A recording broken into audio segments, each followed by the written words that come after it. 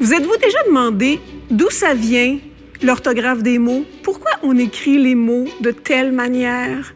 Oui, bon, OK, il y a des origines latines, il y a des raisons historiques qu'on peut invoquer, mais c'est pas de ça que je parle, moi.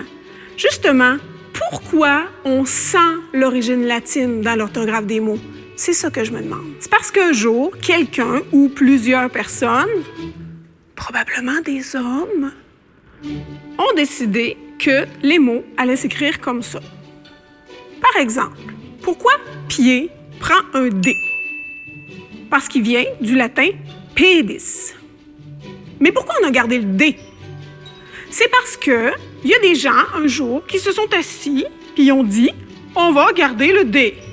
Et que ces gens-là étaient assez importants socialement pour qu'on les écoute. En gros, là, l'orthographe des mots, ou plutôt les décisions relatives à l'orthographe des mots, c'est ni plus ni moins qu'une série de consensus sociaux. Puis la preuve que c'est des consensus sociaux, c'est que des fois, ça pogne pas. Ou des fois, ça donne un choix de réponse. Vous êtes-vous déjà demandé pourquoi on peut écrire le mot « clé » de deux manières? Les deux orthographes, CLEF et CLE, ont à peu près le même âge, 11e, 12e siècle. Mais c'est la version avec un F qui a gagné parce que probablement que c'était la mode, les mots avec une saveur latine, la même affaire avec le D de pied finalement. Donc, pendant très très longtemps, c'est la version avec un F qui était la norme. Mais là, pour une raison qu'on ignore, la version CLE est réapparue au 19e siècle. Voici ce que l'Académie française dit à ce sujet. L'orthographe étymologique et ancienne CLEF et l'orthographe moderne CLE s'emploient toutes deux selon des critères qui ne sont pas objectivement définissables. En d'autres mots, on ne le sait pas pantoute.